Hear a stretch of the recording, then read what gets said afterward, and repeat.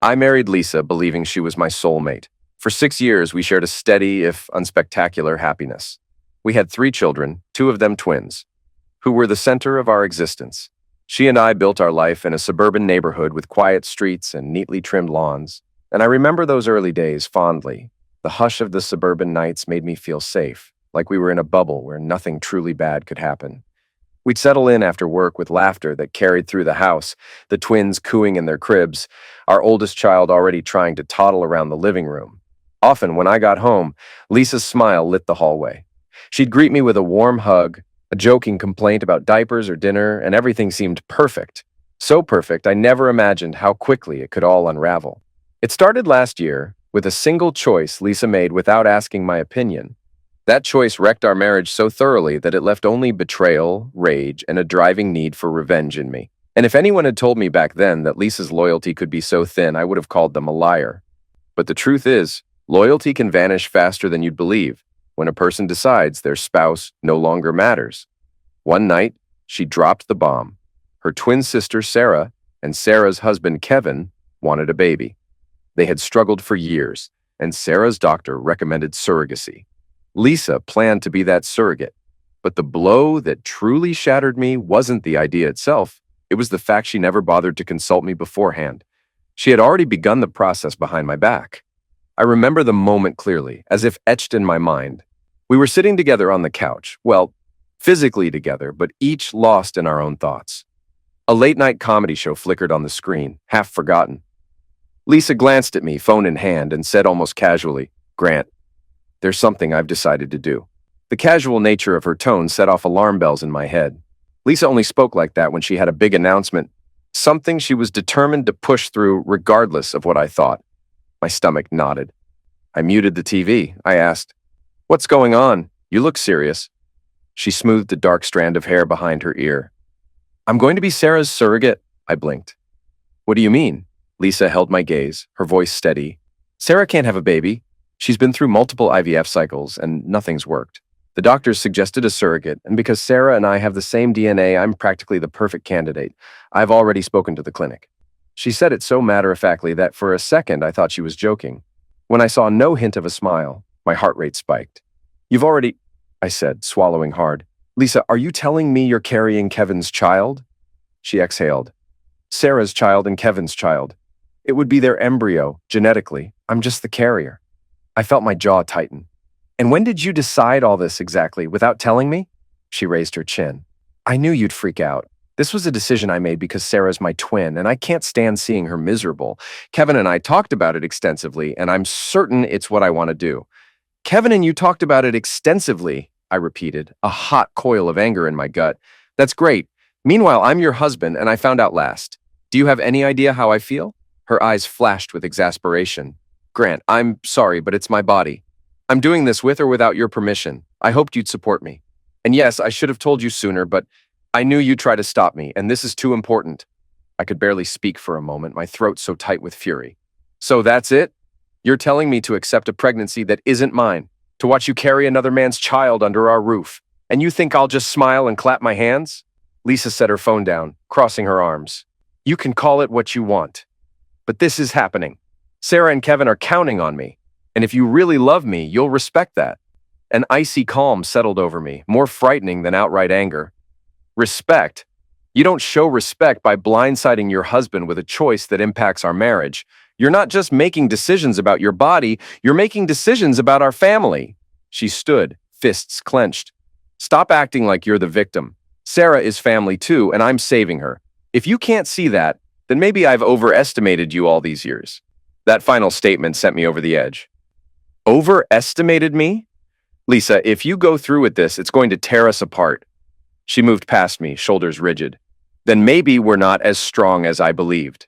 I stayed behind, seething, my heart pounding so hard I could hear the blood rushing in my ears. I tried to breathe through the anger, but it felt like a betrayal, so profound I couldn't name it. The quiet house pressed down on me, thick with the aftershock of her news, and although I told myself I should calm down, I already knew. Everything had changed. The days that followed were tense. Lisa talked openly about doctor's appointments, fertility meds, implantation schedules. She told me more as if we were discussing what groceries to buy, not a life-altering surrogacy. I could barely listen without feeling sick. Each mention hammered home that she'd made a choice that shredded any notion of partnership we had. 2 evenings after she first told me, I came home to find a box from a fertility clinic in our fridge. Vials of medication, syringes, and instructions lay scattered on the kitchen table. Lisa was flipping through a thick packet of papers. "What's all this?" I asked sharply, gesturing at the paraphernalia. She glanced at me. "Hormone treatments. I need to start them so my body will be ready for the embryo transfer. The clinic sent them earlier than expected." I stared at her in disbelief. "You didn't think this warranted a conversation?" She shrugged. "I already told you. We're past conversations. I'm moving forward." My voice came out low but tight. "You're ignoring my feelings in this. You don't care that you're pushing me away, do you?" She rolled her eyes. "Stop being melodramatic. It's 9 months and then I hand the baby over to Sarah. It's not like I'm replacing our children with another one. This is to help my sister. You can rationalize it all you want," I muttered. "But if you do this, I promise you, I'm not staying in this marriage." She looked up, gaze steely. "Grant, you're free to leave if your pride can't handle my decision." My face burned. "Pride? This has nothing to do with pride. It has everything to do with partnership. You completely blindsided me, talked about it with Kevin." "So what if I talk to Kevin?" she demanded, her voice rising. "He's the father of the embryo. He needed to be part of the discussion." I let out a mirthless laugh. "And I'm the husband you took vows with.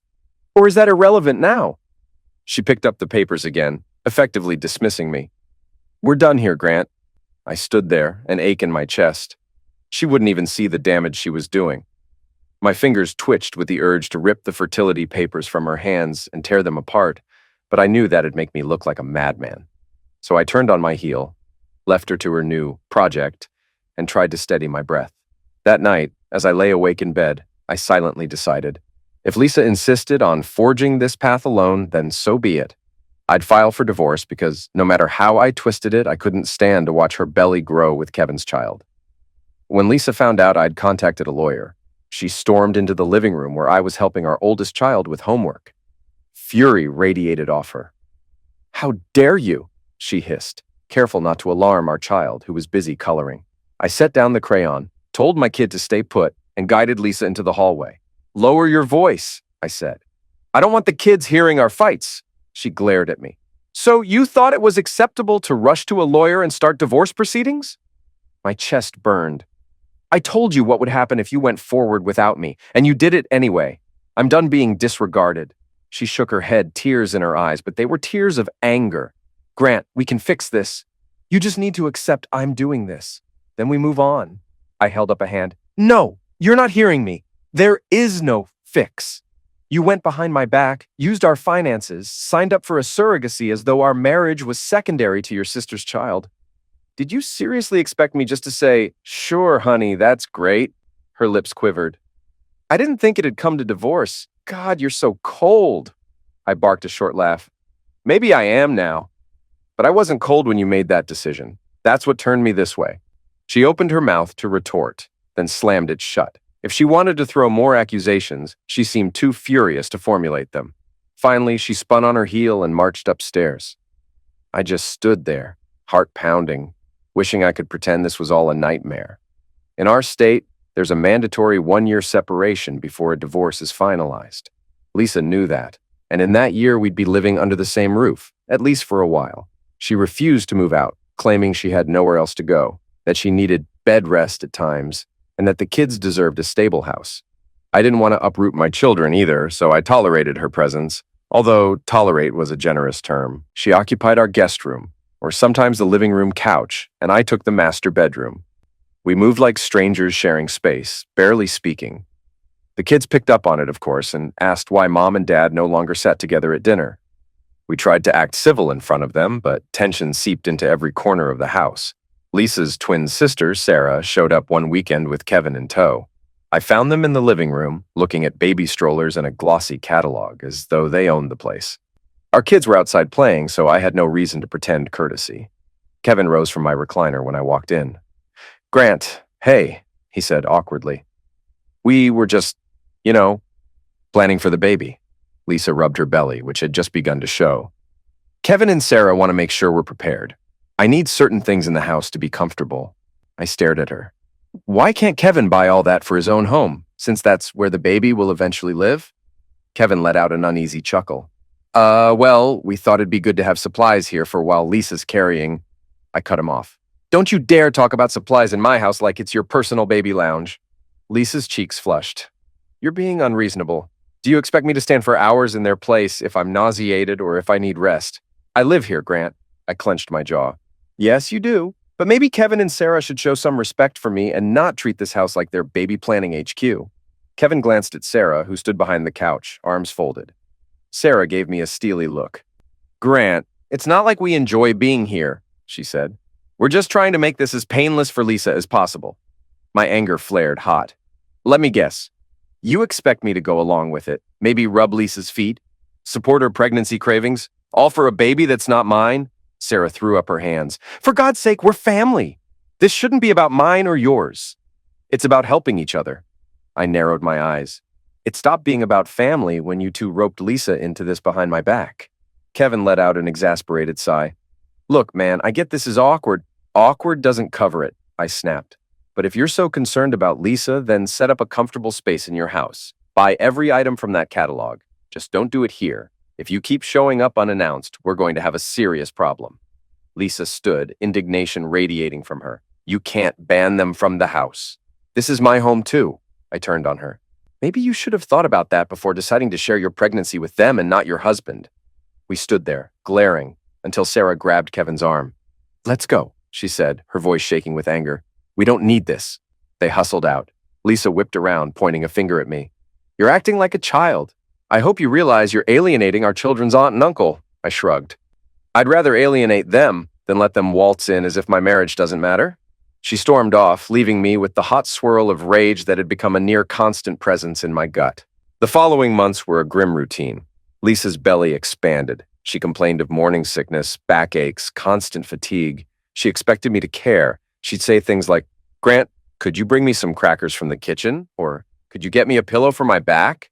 I refused every single time. She'd hiss, What kind of heartless man are you? You can watch the mother of your children suffer like this and not lift a finger? I'd snap back, You're Kevin's surrogate. Let him handle it. If he can't, call Sarah. I have my own concerns, like raising our kids and keeping the house afloat. She'd stomp off, often in tears, ranting about my cruelty. But each tear she shed fell on the hardened shell of my heart. I reminded myself she'd shown no compassion for me when she decided to carry another man's baby without so much as a consultation. So I offered her the same courtesy. None. She tried to guilt-trip me. Late one night, she came to my door and said, I can't sleep. My legs are cramping. Could you rub them like you did when I was pregnant with our twins? I stared at her from the doorway, her face a mixture of desperation and hope. Then I said flatly, No, and shut the door in her face. My kids noticed the friction. Our oldest asked, Dad, why don't you hug Mom anymore? I swallowed the bitter truth and said gently, Sometimes grown-ups don't get along, but I love you, and I'll always be here. The innocence in my child's eyes made me want to throttle Kevin and Sarah for putting us in this position, but mostly it made me resent Lisa for letting it happen. As the months crept by, Lisa's family inserted themselves into the fray. Her mother called me, voice dripping with condescension. Grant, I can't believe how selfish you're being. Lisa's doing a wonderful, selfless act for her sister. How can you deny her your support? I said coldly. Maybe ask your daughter why she did it without telling me. I owe her no support. That baby isn't mine. Her father tried intimidation. Young man, he growled over the phone, you're heading down a very dark path. If you don't help Lisa, we'll see to it you regret it.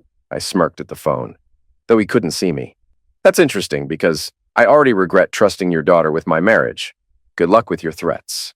They hung up on me. I had no doubt the entire extended family viewed me as a monster.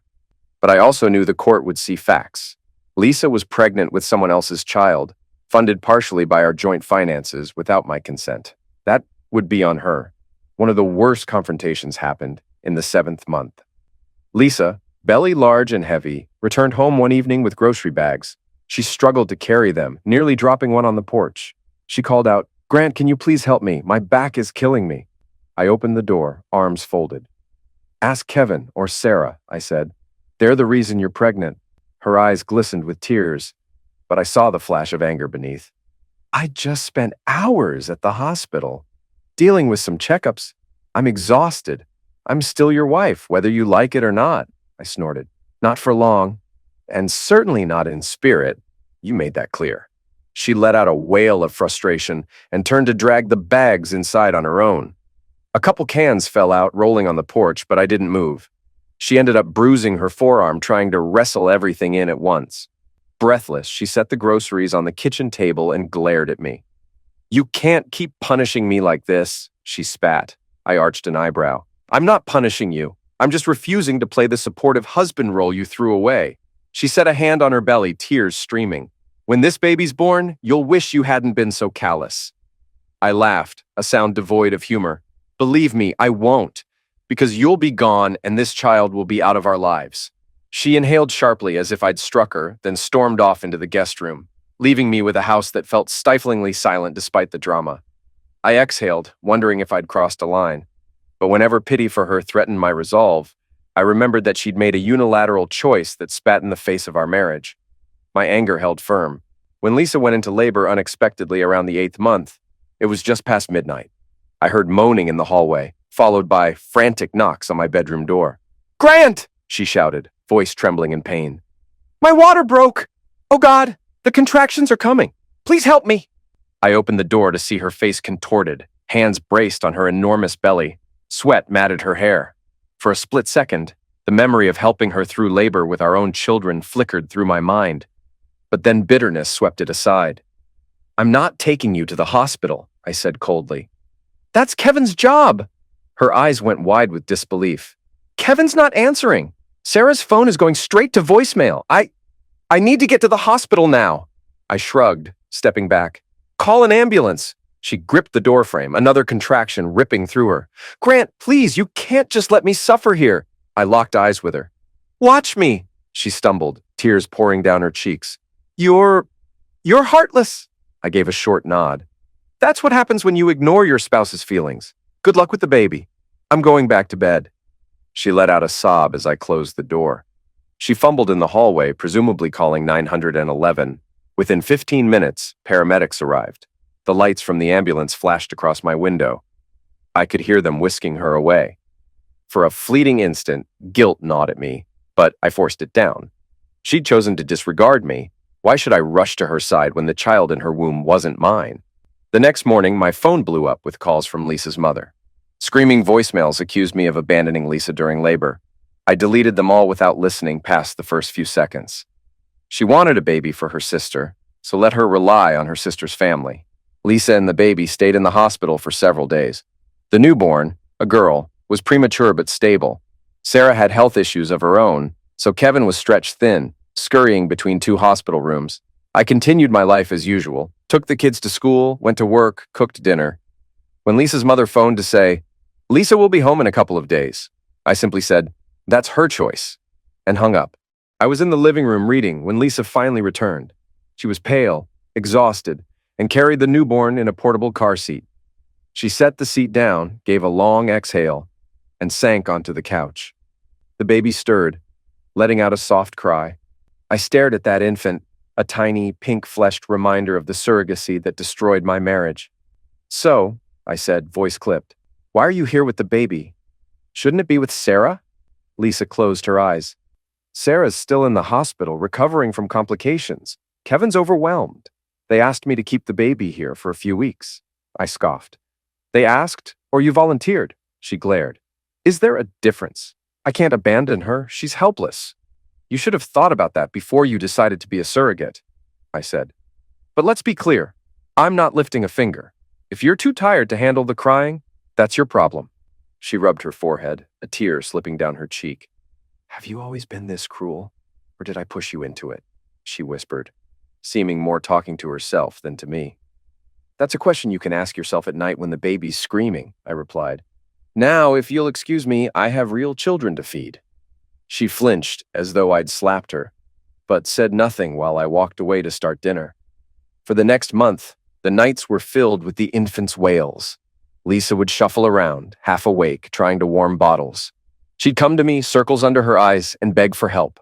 Every time I refused. "Please," she said one night, tears dripping onto the bottle in her hands. "I need half an hour just to lie down." The baby's been crying for hours. I held her gaze, unwavering. Go call Kevin, or your mother.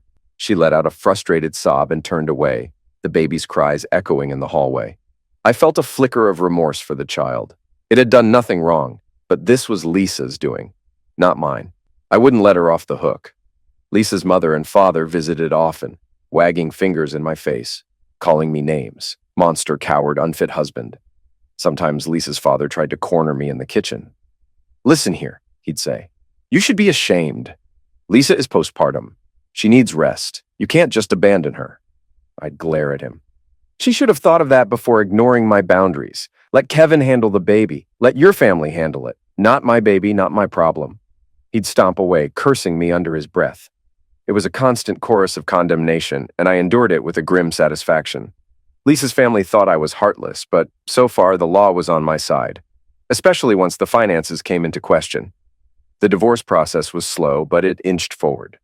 My lawyer presented evidence that Lisa had dipped into our joint accounts to pay for certain surrogacy-related expenses, sometimes forging my signature. Court documents spelled out the timeline. Lisa's explicit deception, her disregard for my refusal, her funneling of marital funds. The judge took a particularly dim view of forgery. Meanwhile, Lisa's lawyer tried to spin me as a cruel man who abandoned his pregnant wife. But because the baby wasn't mine, and she'd hidden her surrogacy plans, her argument held little weight. Lisa's twin sister and Kevin, ironically, were silent on the subject of finances, probably because they were relieved they weren't on the hook if Lisa drained our accounts. They simply wanted the baby. But with Sarah's ongoing medical issues and Kevin's uncertain job situation, they couldn't even take full custody right away. The baby's presence in our house became a bizarre, tension-filled arrangement that everyone hated but had to endure. By the time we reached the final hearing, Lisa had recovered physically but was frazzled, caring for a baby that wasn't hers to keep. She cornered me in the living room 2 weeks before the court date, the baby dozing in a bassinet. I need some financial help, she said bluntly. I looked up from my laptop. For what? She hesitated, then folded her arms. My doctor says I should be focusing on postpartum recovery. I shouldn't have to find a job immediately. I raised an eyebrow. You're not my responsibility anymore, Lisa. Her mouth tightened. I'm still the mother of your 3 children, she snapped.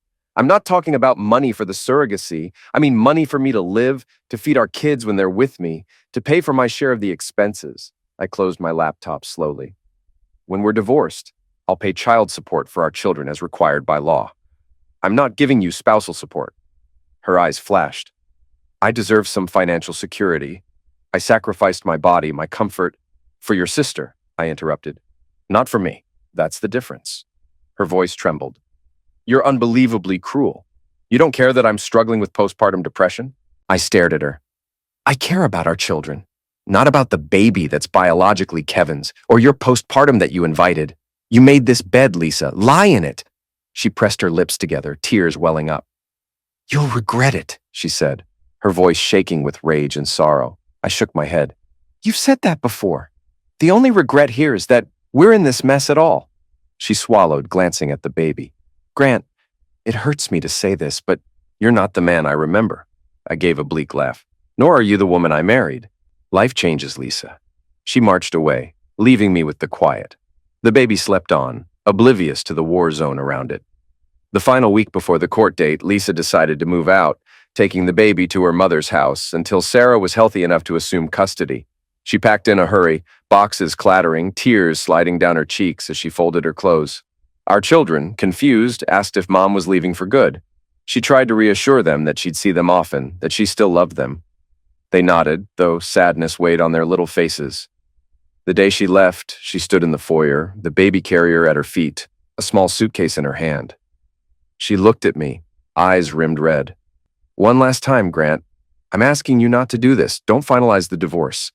I'll find a way to fix things. Please. I felt a strange tug in my chest, but I let it pass. Fix things by turning back time? Because that's the only way. You can't undo what you did. A tear rolled down her cheek. I never imagined I'd lose you. I just wanted to help Sarah. I nodded, bitter. Well, you helped Sarah, and in the process, you torched our marriage. Goodbye, Lisa. She swallowed hard, picked up the baby carrier, and left, the door shutting behind her with a soft click that seemed to reverberate through the empty house. I closed my eyes, letting out a shaky breath. For the first time, I felt something akin to relief. We were nearly at the end. At the final court date, Lisa sat at one table with her lawyer. I sat at another with mine. Kevin and Sarah were present in the gallery, wearing identical expressions of apprehension. The judge was a stern-faced woman who had reviewed all the documents. Lisa's lawyer attempted a tearful speech about how Lisa was abandoned while pregnant and how I was emotionally abusive. My lawyer presented a careful timeline. Lisa made the surrogacy decision without my consent. She spent marital funds on the procedure and forged my signature to do it. I had repeatedly communicated my refusal and set a boundary she ignored. When the judge spoke, her tone was clipped. She found Lisa's actions to be in blatant disregard of our marital partnership. She recognized that the baby was not mine, so I had no financial or parental obligations. Regarding spousal support, she saw no reason I should pay, especially given Lisa's misuse of funds. The judge also awarded me primary custody of our 3 children. Lisa received visitation rights, provided she could prove a stable environment. Lastly, she was ordered to repay part of the misused marital funds. As the judge delivered her ruling, Lisa's face crumpled. Tears slipped down her cheeks. She covered her mouth with one hand, shoulders shaking. Kevin and Sarah exchanged stricken looks. I felt my own heart thudding, but mostly I felt vindicated. My revenge was complete. I had walked away from the wife who betrayed me, and the law backed me. We stepped into the hallway outside the courtroom. Lisa approached, eyes swollen. "Grant," she whispered, voice trembling. "I never wanted it to come to this. I'm sorry. I truly am. I made a mistake, but I never thought you'd cut me off like this." I gazed at her, remembering the nights I'd pleaded with her not to do it, her dismissive retorts, her arrogance. "You decided to put Kevin and Sarah's needs before ours, and you lied about it. That's more than a mistake." It destroyed us. She let out a ragged breath. "I just wish you could forgive me someday." My stare remained cold. "You forged my signature. You refused to listen when I begged you not to do this. Forgiveness doesn't come that cheap." "Goodbye, Lisa." Sarah drifted closer, trying to place a hand on my arm. "Grant, don't you see she's remorseful? She did it for me." I jerked my arm away. "You got what you wanted, Sarah. That baby is yours. Now you can deal with the fallout. You and Kevin can support Lisa if you think she deserves it. I'm done." They stood there, speechless, as I headed for the exit. The corridor felt brighter as I walked away, as if a crushing weight had been lifted. In the weeks after the final decree, Lisa moved in with her mother, the baby still with her until Sarah fully recovered. Whenever I saw Lisa during custody exchanges of our 3 kids, she looked frail, regretful. She'd ask how the children were doing, and I'd answer politely but kept my distance. She'd cast forlorn glances at me, as if expecting some sign of tenderness. I offered none. Kevin and Sarah eventually took over raising their baby. Rumor had it they were strapped for cash. Kevin's job had cut his hours, and Sarah's hospital bills piled high. Lisa, financially drained, struggled to find a stable job. My kids, however, were doing much better once the tension left the house. We fell into a calm rhythm. School days, weekend outings, family movie nights. No more crying baby to wake everyone at midnight. No more silent warfare in the hallways. Occasionally, Lisa texted me or emailed me, talking about regrets, about how she never foresaw Kevin's unreliability or Sarah's ongoing health issues. She mentioned that being a surrogate hadn't truly helped anyone in the end. It had just created more chaos. I offered polite, minimal replies, only addressing our children's schedules or needs. One day, my oldest child looked up at me while playing with Legos. "Dad, do you still love Mom?" I paused, kneeling beside them. "I care about her because she's your mother, but sometimes grown-ups change and they break trust." They seemed to accept it, returning to their little plastic bricks, the matter resolved in their mind. Kids can be so direct. It's one reason I love them fiercely. There's no pretense, no hidden agenda. Months turned into a year. The divorce well behind me, I finally felt free. I kept the house, a stable job, and primary custody. Lisa drifted in and out of the children's lives, never quite regaining her footing. Kevin and Sarah had their new baby, but from what I heard, it was no fairy tale. They had medical bills, arguments about finances, and little time to lend Lisa a hand. She had turned to her parents, who were willing to help only so much. People sometimes asked, "Why didn't you help her after the birth?" It was obvious she was overwhelmed, and I'd answer, "She made a decision that excluded me, and she faced the consequences."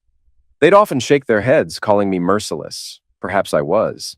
But in a marriage, respect and honesty are vital. She showed neither. In the end, my revenge wasn't about violence or public humiliation. It was about letting her face every single ramification of her choice, alone. I withdrew the support she had taken for granted and let her see how stark the world could be when she neglected her husband's trust.